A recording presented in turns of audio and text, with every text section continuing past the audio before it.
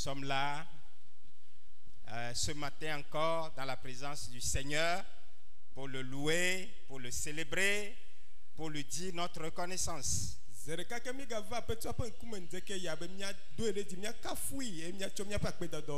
C'est un bon choix que nous avons fait.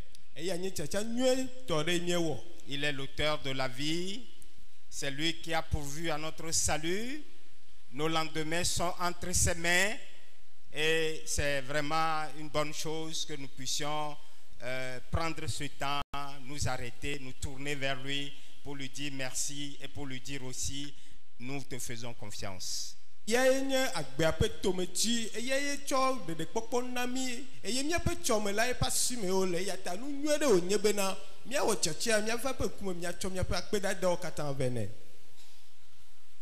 matin, je voudrais encourager quelqu'un. Je voudrais, Dieu m'a mis à cœur de t'encourager.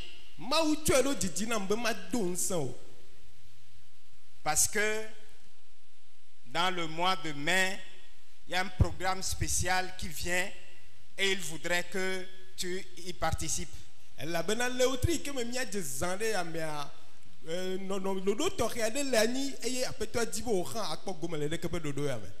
mois de mai est déclaré par la famille évangélique mondiale mois d'évangélisation.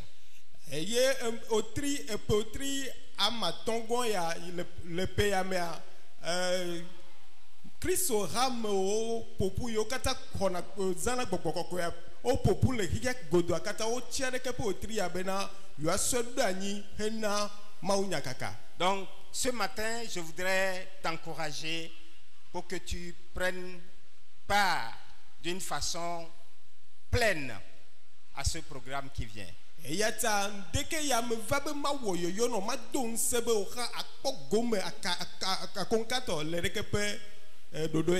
En priant pour toi-même et pour le programme, et en te rendant disponible afin que l'Esprit de Dieu puisse se servir de toi pour gagner ne serait-ce qu'une seule âme pendant ce programme.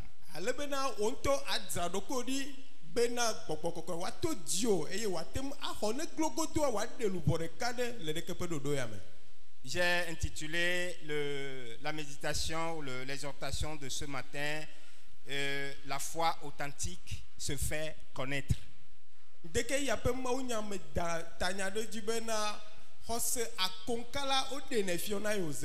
La foi authentique se partage.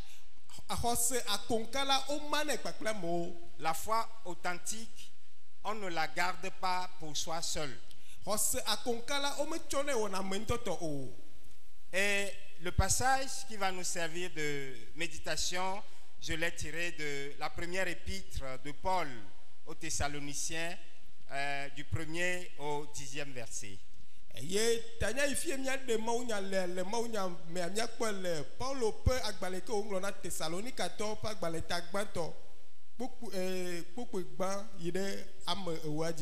J'ai pris cette épître parce qu'elle nous montre un bel exemple de ce que Dieu attend de nous pendant ce mois qui vient.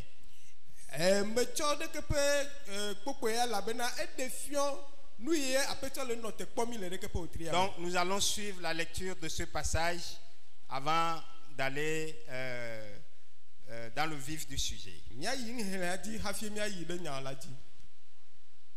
1 Thessaloniciens chapitre 1 à partir du 1er verset.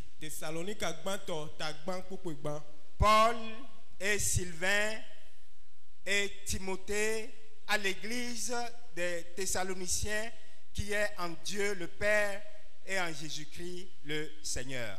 Paulo, ple Silvano, ple Timotheo, doda Thessalonica pe hamea ikele apetola me. Que la grâce et la paix vous soient données. Amen veve plenty fafa na nyemiato. Nous rendons continuellement grâce à Dieu pour vous tous. Faisant mention de vous dans nos prières. Nous rappelant sans cesse l'œuvre de votre foi, le travail de votre amour et la fermeté de votre espérance en notre Seigneur Jésus-Christ devant Dieu notre Père.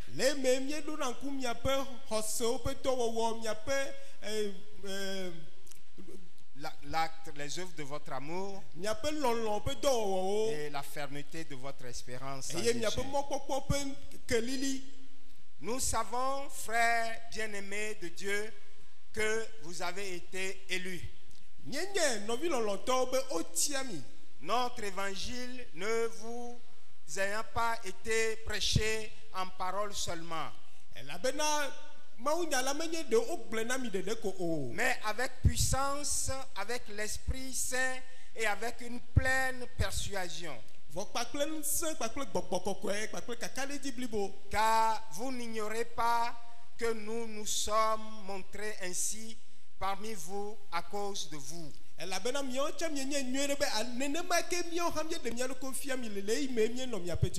Et vous-même, vous avez été mes imitateurs et ceux du Seigneur en recevant la parole au milieu de beaucoup de tribulations.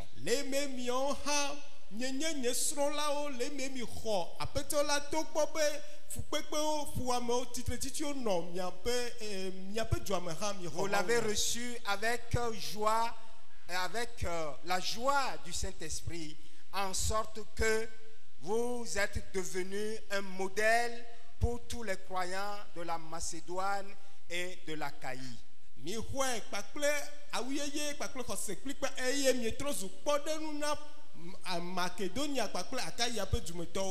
Non seulement en effet la parole du Seigneur a retenti de chez vous dans la Macédoine et dans l'Achaïe, mais votre foi en Dieu s'est fait connaître en tout lieu.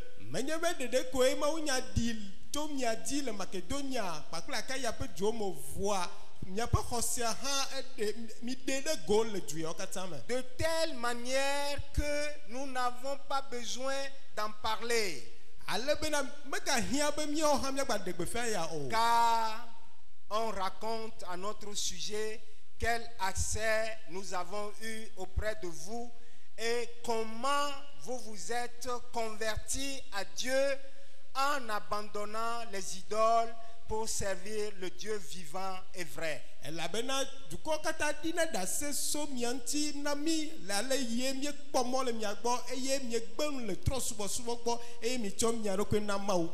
pour attendre des cieux son Fils,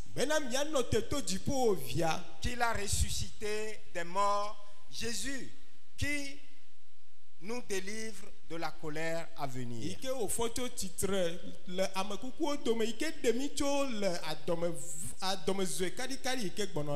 Amen. Amen.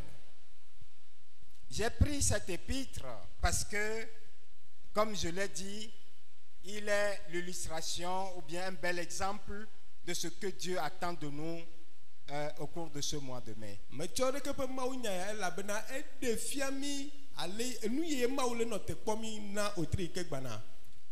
Je dois préciser, vous donner quelques indications sur l'église de Thessalonique.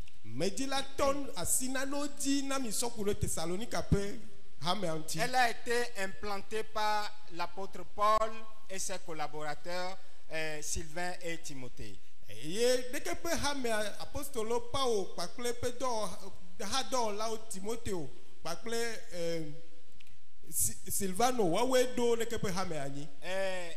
L'apôtre a évangélisé dans cette région dans une situation, dans un contexte très très difficile.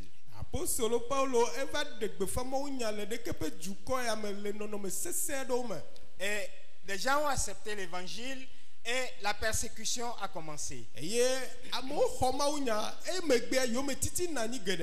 donc à cause de la persécution, l'apôtre Paul n'a pas eu beaucoup de temps pour affermir cette église. eye sɔkuɖe ɖeke ƒe yometiti ya ta apostolo la mete ɖo eyi ke wotso hame anyi ale be woatem li ke le xɔse me o. Néanmoins, les Écritures nous disent qu'il a passé au moins 2 mois là-bas pour affermir l'église avant de partir. Vɔ emawo nya gblɔ na mi be ewɔ wotri ame eve eye wòsɔ tu wo ɖo hafi dzo. Donc après son départ, quelques mois après, il a envoyé Timothée parce qu'il se préoccupait de la vie de l'église pour venir s'enquérir des nouvelles de l'église. Eye wotri aɖewo megbea edɔ via Timoteo ɖo ɖa elabena ele bu susu ele bu tame sɔkuɖo ŋuti eye wòdi be Timoteo ne va kpɔ ale ye hame ale yi ɖo. Timothée est venu eye Timoteo va. Il était surpris. Ewɔ yaa doe. L'église était debout. Hamea nɔ tsitre sesẽ. Non seulement elle était debout, mais elle s'est agrandie. Emenye ɖeɖe ko nɔ tsitre sesẽ voa hamea dzi ɖe dzi. Non seulement elle s'est agrandie sur le plan local, mais elle a fait connaître sa foi dans toute la région où elle était établie. Menye be ɖeɖe ko le fi ke wo hamea le ye wo dzi ɖe dzi le voa le edukɔa katã me la woɖe gbefa mawo nya le dukɔa katã me. Toute la région était saturée de l'évangile. Mawo nya yɔ dukɔa katã. Et Timothée est parti faire le rapport à l'apôtre Paul, et c'est suite à ça que l'apôtre Paul a écrit cette lettre pour encourager les Thessaloniciens. Eye Timotheo trɔ yi apostolo Paul gbɔ eye be gblɔ ɖeke ƒe nyawo nɛ eye le ɖeke ƒe nyawo sese megbe ye apostolo Paul ŋlɔ leta ɖo ɖa Thessalonica ƒe hamea. L'œuvre d'implantation a commencé en l'an 49 après Jésus-Christ, et l'apôtre écrit en l'an 50 après Jésus-Christ. Donc, on peut dire que cette église de Thessalonique-là avait au maximum 1 an ou 2 ans. Je prends les extrêmes. On peut dire on imagine que janvier 49, on a commencé l'œuvre. Et décembre 50, on a écrit. Je prends les extrêmes. Donc, l'église ne pouvait avoir plus de 2 ans d'âge. Donc c'est une église très jeune. Miagblɔ be woɖo ɖeke ƒe Thessalonica hame anyi le edi Yesu vɔ eƒe 49 megbe eye apostolo Paul le ŋlɔ leta ya le odi Yesu eƒe 50 megbe. Miagblɔ kpɔ be ne woagblɔ be wohlẽ gamea wogba sugbɔ sɔwu hã hame ya eƒe yi ke la nɔ esia koe nye ƒe 2. Mais malgré son jeune âge, elle a saturé la région dans laquelle elle était de l'évangile. Au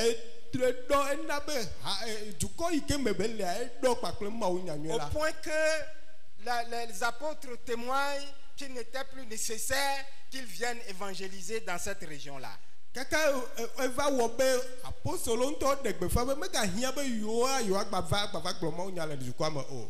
témoignage!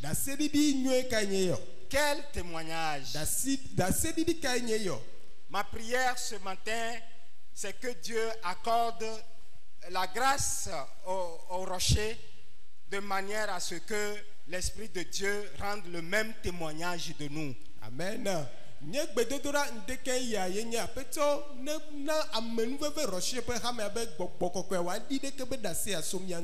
Ma prière pour toi ce matin, c'est que le Dieu t'accorde la grâce pour que le Saint-Esprit rende le même témoignage de toi.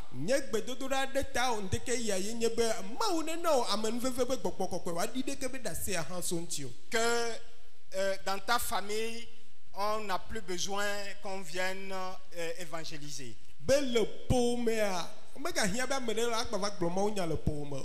dans ta maison où tu habites, tu as tellement saturé la maison de l'évangile de la manière positive, de telle sorte qu'on n'a plus besoin de venir évangéliser les gens de la maison où tu habites.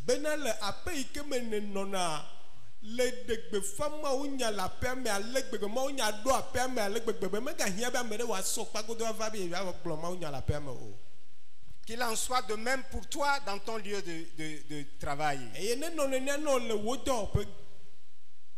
Alléluia. Amen. Alléluia. Amen. Dieu nous a laissés sur terre pour que nous puissions faire connaître l'amour de Jésus-Christ. Mawu da simido anigbanji bena miana juko kata wanya mawu penko.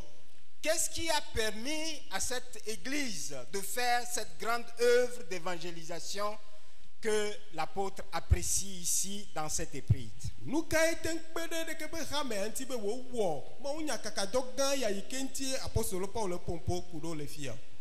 Il y a deux éléments essentiels, en tout cas en lisant l'épître, on peut noter deux éléments essentiels par rapport à leur foi.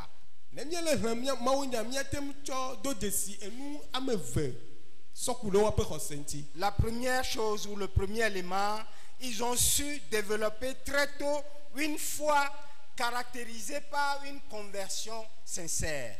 On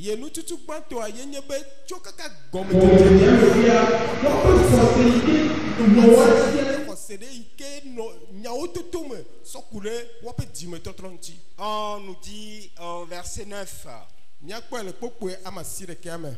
car on raconte à notre sujet quel accès nous avons eu auprès de vous et comment.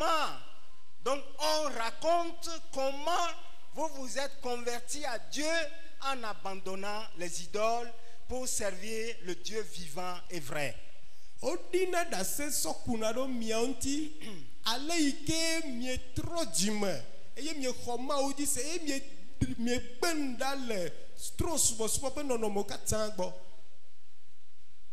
C'est des gens du milieu qui rendent témoignage de comment les chrétiens de Thessalonique se sont convertis à une conversion authentique en abandonnant les idoles qu'ils servaient avant. Thessalonique a peu du moto le dit d'assez sokule hamenti ale ye otro dime et o bem le transport pe nonome de siadenti. C'est ceux avec qui ils allaient adorer les idoles qui rendent témoignage d'eux qu'ils ont abandonné les idoles pour suivre le Dieu vivant et vrai. One of you wapapelika yo ozona dudu sanve subona legbawa wawe azon le dit d'assez so novi ontibena.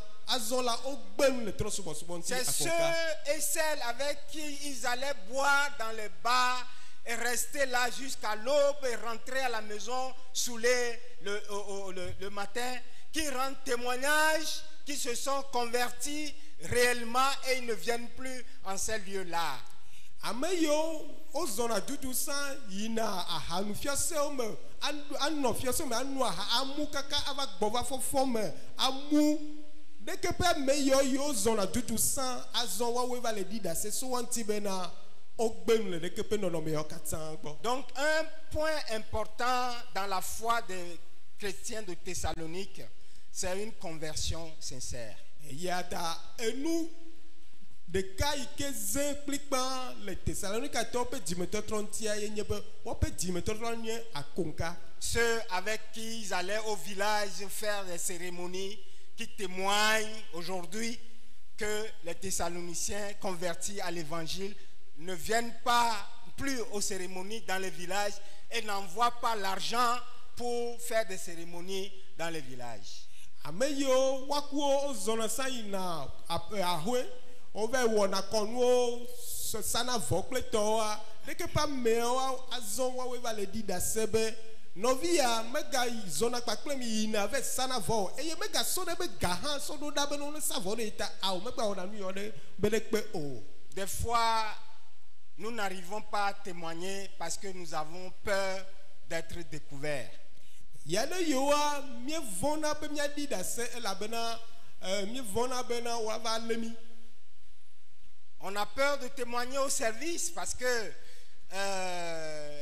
il n'y a pas de différence entre les gens du monde et nous dans nos services. Et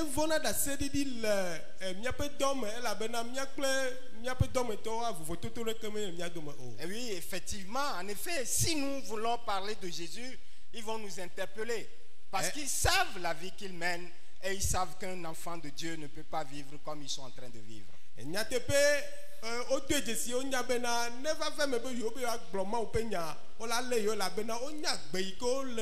eye wonya be leke ƒe agbe me kɔma woƒe ŋkɔ ŋuti o. Quelqu'un qui vivait une vie de duplicité, après sa conversion réelle, parce qu'il était dans l'église, il a fait des années dans l'église, mais il menait cette vie de duplicité. Après sa conversion réelle, il m'a dit, pasteur, devant certaines situations, je prie intérieurement qu'on ne me reconnaisse pas comme enfant de Dieu. Eye vava me be nɔvia ɖe yi ke nɔ ɖeke ƒe agbea me vea va yia le yi me emegbe eva trɔ dzime vava ko nka ye wògbe le agbe vea hã gbɔa eva ɖe gblɔ nam be osɔfo eyia ɖo yi ke me nɔ agbe vea eva ɖo ɖe eyia ɖo me dona gbe ɖa le nye dzime ke be ame ɖe kpe ŋgba kpɔ dzesi o kpo. Que le Seigneur nous fasse grâce Aƒetɔa ne ve mia nu pour que notre conversion soit sincère et vraie. be miaƒe dzimetɔtrɔa ne nye akonka wòanye nyateƒetɔ. Que notre conversion soit authentique.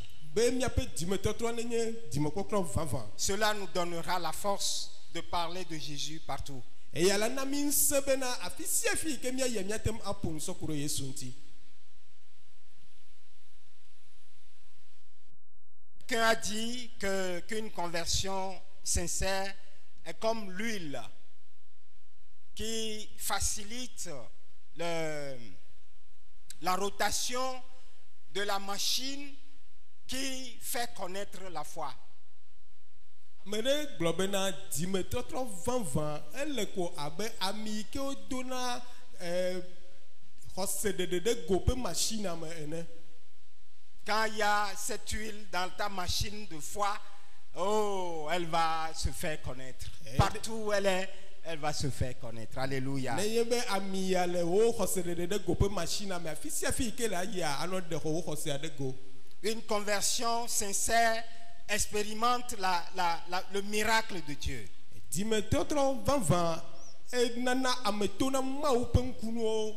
Une conversion sincère reçoit l'approbation de Dieu.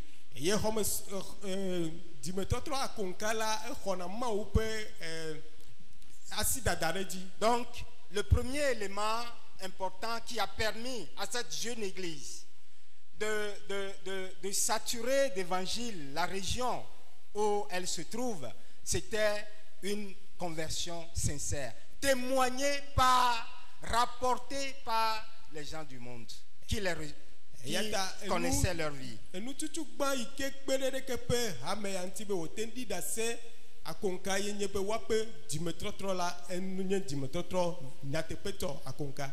Le deuxième élément, c'est que très tôt, cette jeune église a su développer une foi motivée par le royaume des cieux.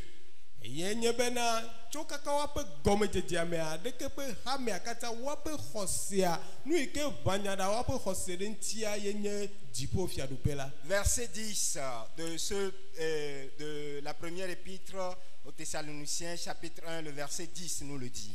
Et pour attendre des cieux son fils qu'il a ressuscité d'entre les morts. Jésus.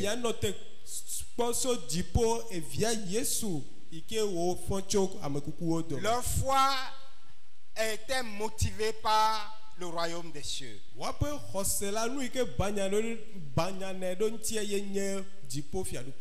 Leur foi n'était pas motivée par les besoins du moment.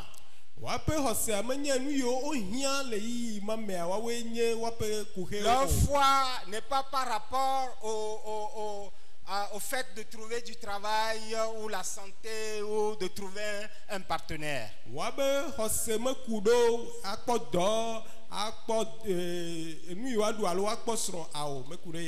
que ça soit des besoins légitimes, mais leur foi n'était pas motivée par cela.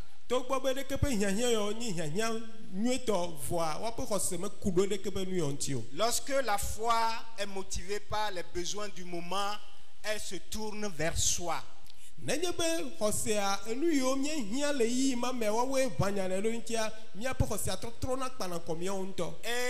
ne trouve pas de place pour le salut des autres. Elle va dans les centres de prière, dans les réunions de prière, même dans les églises, pour avoir. Elle n'a pas le temps pour penser au salut des autres.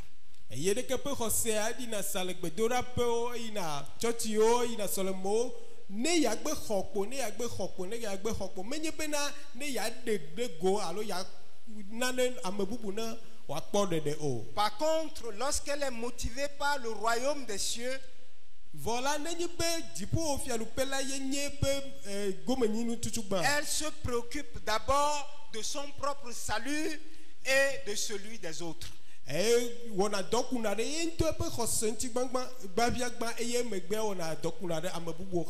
foi sincère qui est motivée par le royaume des cieux. Le royaume des cieux ne va pas m'échapper. Alors la foi là, qui est orientée de cette manière, se préoccupe de son propre salut et du salut de ceux qui l'entourent.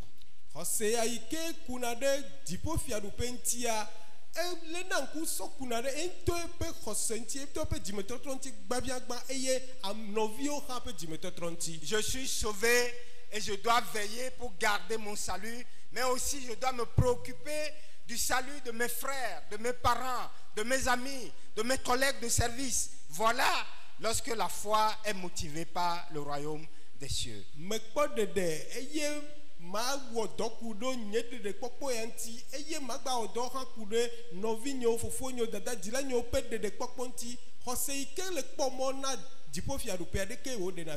Oh, chers frères et sœurs en Christ,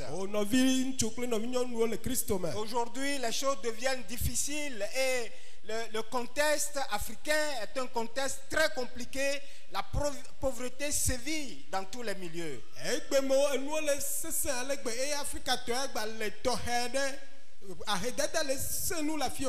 Et la tendance s'est développée une fois orientée vers la prospérité, l'acquisition des biens, le changement des conditions sociales.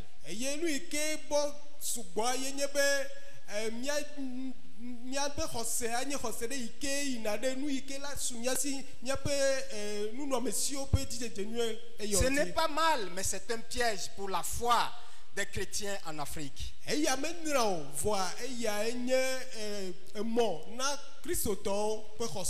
n'est pas mauvais, mais c'est un piège pour les chrétiens qui vivent dans des milieux de pauvreté.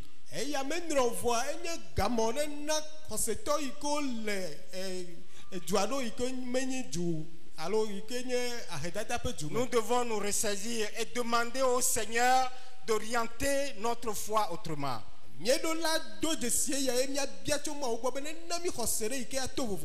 Qu'elle soit motivée par le royaume des cieux. Alléluia. Amen. Mais il y a quelque chose de paradoxal que je voudrais souligner parce que la parole de Dieu le dit.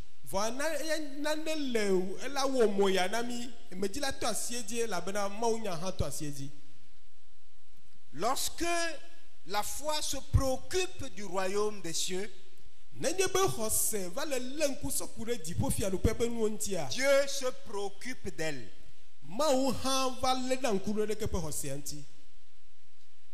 C'est ça qui est paradoxal. Dieu connaît ce que nous traversons.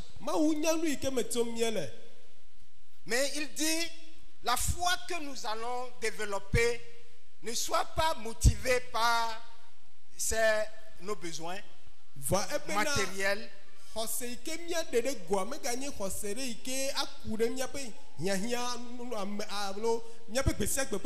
Mais soit motivé par le royaume des cieux. Mais si nous le faisons ainsi, lui-même va se préoccuper de nos besoins. Matthieu chapitre 6, le verset 33. Cherchez premièrement le royaume des cieux, et toutes ces choses vous seront données par-dessus. Que Dieu nous accorde la grâce.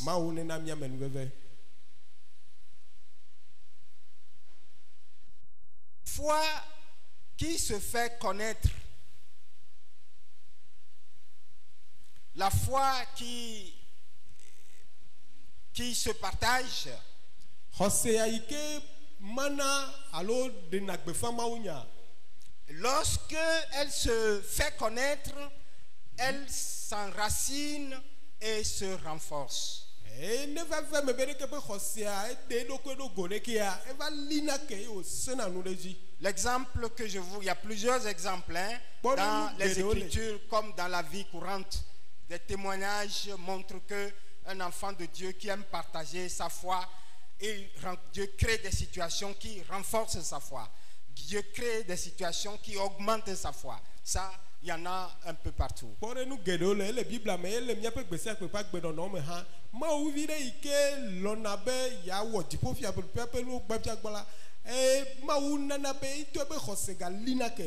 Et donc l'exemple que je voudrais nous montrer se trouve dans Luc chapitre 10, le verset 17.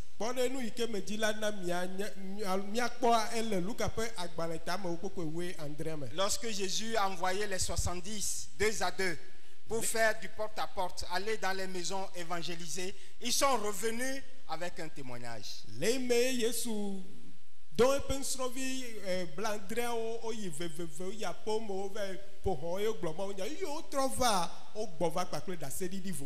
la phase théorique, Jésus leur avait dit: si vous croyez en moi, en mon nom, vous chasserez les démons.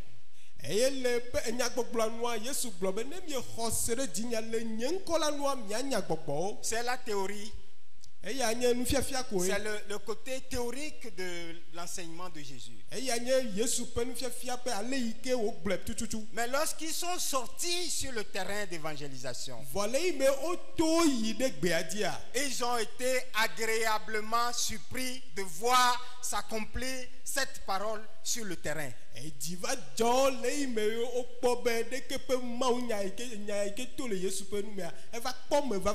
lorsqu'ils sont revenus faire le point au Seigneur, ils étaient tellement contents et ils ont dit: Seigneur, en ton nom, même les démons se sont soumis à nous.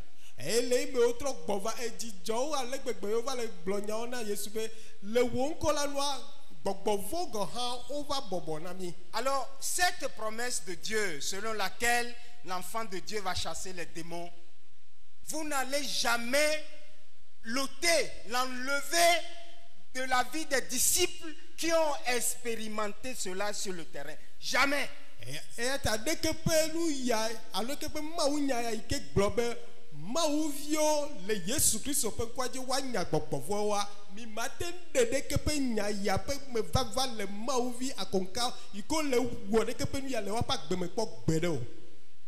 Ceux qui ont été sur le terrain et ont expérimenté, ont vu cela, ça a renforcé leur foi.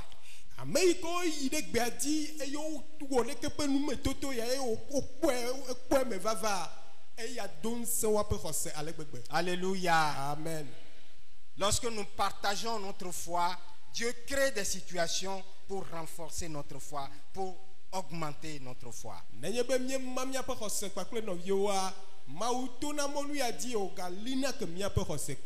Alléluia. Amen. Je voudrais donc nous encourager ce matin. Évangéliser est un combat spirituel.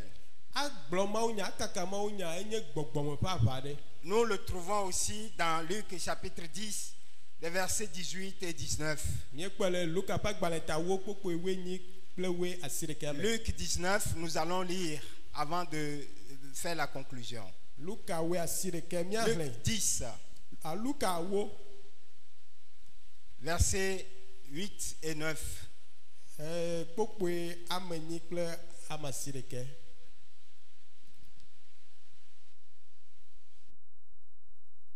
En quelque ville que vous entriez et où l'on vous recevra, mangez. Est-ce que je suis à la bonne? Oui, c'est ça. Luc chapitre 10. Mangez ce qui vous sera présenté. Guérissez les malades qui s'y trouveront. Et dites-leur, le royaume de Dieu s'est approché de vous. mi globe nti fafa na na ekpakple mi du nu ike wa tsona mi yo dodono o e mi globe na dipo fiadupe ale ekpakple mi. Je pense que c'est pas là. C'est un autre aspect que nous allons voir le dimanche prochain. Alors, ce sur quoi je voudrais attirer notre attention ici, c'est que Jésus leur disait, ah voilà, c'est le verset 18 plutôt, verset 18, verset 17 et 18. Et les 70 revinrent avec joie, disant,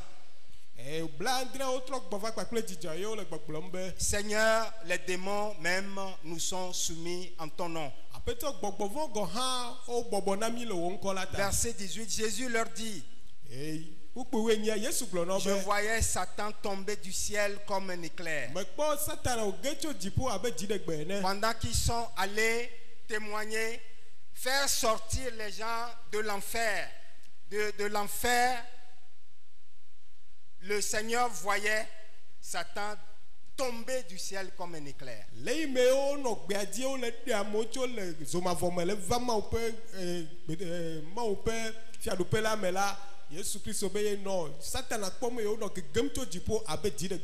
L'évangélisation secoue le royaume du diable. L'évangélisation secoue l'enfer. Donc, c'est un combat spirituel et l'ennemi n'accepterait jamais que les enfants de Dieu fassent cette œuvre. Il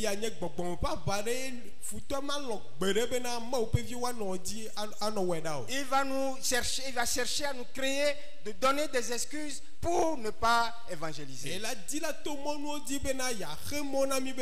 Mais au nom de Jésus, que ce programme-là, qu'il n'y ait pas d'excuses, que chacun de nous prenne ses dispositions maintenant pour que nous soyons disponibles. Nous nous mettons à la disposition du Seigneur, du Saint-Esprit pendant ce mois d'évangélisation. Amen.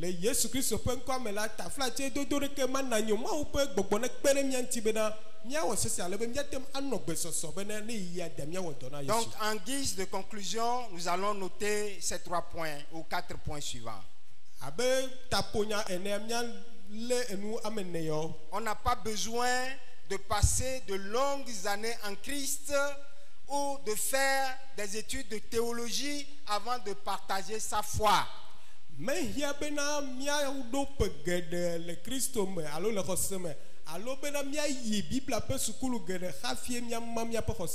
Vas-y, dis aux gens ce que Jésus a fait pour toi.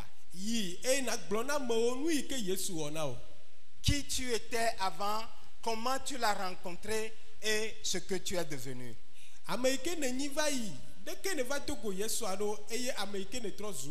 C'est simple. L'Esprit de Dieu va faire le reste. Le deuxième point que nous allons noter, nous l'avons déjà dit, une conversion sincère est comme une huile qui facilite la rotation de la machine spirituelle qui fait connaître la foi. Si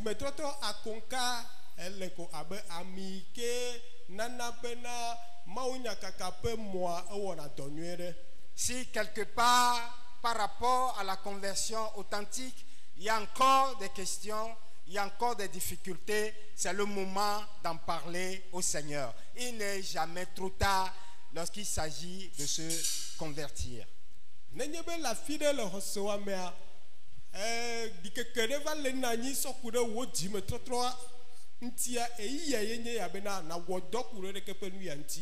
n'est jamais trop tard de revenir à la parole authentique de Dieu.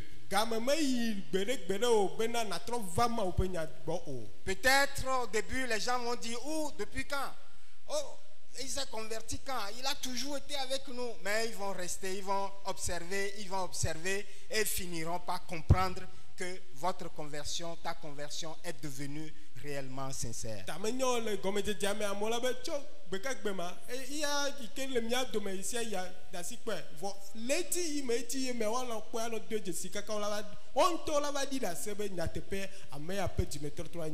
Il n'est jamais trop tard pour bien faire les choses. Kame mekpɔ yi bena miawɔ nyuie o.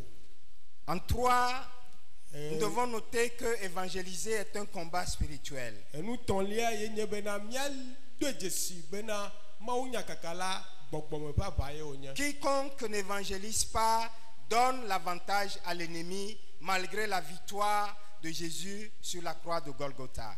Amene ike xɔsetɔ ike memana mawu nya wa ele na mɔ futoa to gbɔ be Yesu du edzi le atisogadzi na mi. Et enfin, la 4e chose que nous devons noter, Eye sɔwonua enu nelia ike mia ale veve de. Dieu se préoccupe de celui ou de celle qui se préoccupe du royaume des cieux. Mawu ele na nku ɖe ame ike le na nku ɖe eƒe dziƒofiaɖuƒea ŋuti. Que le Seigneur vous bénisse. Aƒetɔ ana yra mi. Nous allons passer un temps dans la prière. Mia sɔ eyia ɖe mia do gbe ɖa. Et tu vas parler au Seigneur par rapport à ce qui est sorti ce matin. Eye na ƒom na aƒetɔa sɔ ku ɖe nu yike tso ŋdeke ya ŋuti. Lui demander de t'aider à développer une foi sincère et authentique. Abia tso gbɔ be ne kpe ɖe ŋuti be yana eƒe xɔse nanyi xɔse akonka. Lui demander de t'aider à te débarrasser de ce qui dans le monde te rend difficile la vie chrétienne. Eye na bia tso gbɔ be na de sia de yike le hia me na be woagbea ele ɖo xaxa mea ne ɖe yawo katã dzo na o. Afin que tu sois un témoin véritable, un témoin de Jésus-Christ partout où tu iras. Bena anye Yesu Kristo ƒe ɖasefo akonka. Et nous allons aussi prier que Dieu nous rende disponibles pour le mois de mai, qu'il nous rende disponibles pour que nous puissions participer pleinement à ce programme d'évangélisation. Eye mia do gbe ɖa be wotri ke me mia dzea Mawu